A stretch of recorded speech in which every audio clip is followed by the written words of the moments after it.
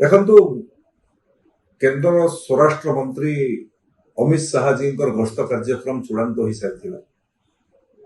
ଆସନ୍ତା 3 ତାରିଖ ଦିନ ଦିଲ୍ଲୀରୁ ଝାରସୁଗୁଡ଼ା ଏୟାରପୋର୍ଟକୁ ସେ ପହଞ୍ଚିଥାନ୍ତେ। ଝାରସୁଗୁଡ଼ାରୁ ସିଧାସଳଖ ବରଗଡ଼ 1750 କୋଟି ଟଙ୍କାର ବିନିମୟରେ ବିପିସିଏଲ୍ ଦ୍ୱାରା ନିର୍ମିତ ଇଥାନଲ ପ୍ରୋଜେକ୍ଟର ଲୋକାର୍ପଣ କାର୍ଯ୍ୟକ୍ରମରେ ସେ ସାମିଲ ହୋଇଥାନ୍ତେ, ଜନସଭାରେ ଉଦ୍ବୋଧନ ଦେଇଥାନ୍ତେ ଏବଂ ବରଗଡ଼ରୁ ପୁଣି ସମ୍ବଲପୁର ବ୍ୟାକ୍ କରିକି ସମ୍ବଲପୁରରେ ରିଙ୍ଗ ରୋଡର ଭୂମି ପୂଜନ କାର୍ଯ୍ୟକ୍ରମ, ଅନେକ ସରକାରୀ କାର୍ଯ୍ୟକ୍ରମରେ ସାମିଲ ହେବାର ଥିଲା ଏବଂ ଗୋଟେ ବଡ଼ ସାଧାରଣ ସଭାରେ ସେଠି ମଧ୍ୟ ଉଦ୍ବୋଧନ ଦେବାର ଥିଲା ଏବଂ ସେଠୁ ଝାରସୁଗୁଡ଼ା ପ୍ରତ୍ୟାବର୍ତ୍ତନ କରି ରାତିରେ ରାତ୍ରି ଯାପନ କରିକି ପୁଣି ବହଙ୍ଗା ସେ ଅଞ୍ଚଳରେ ଆଉ ଗୋଟେ କାର୍ଯ୍ୟକ୍ରମରେ ଯୋଗ ଦେବାର ଥିଲା।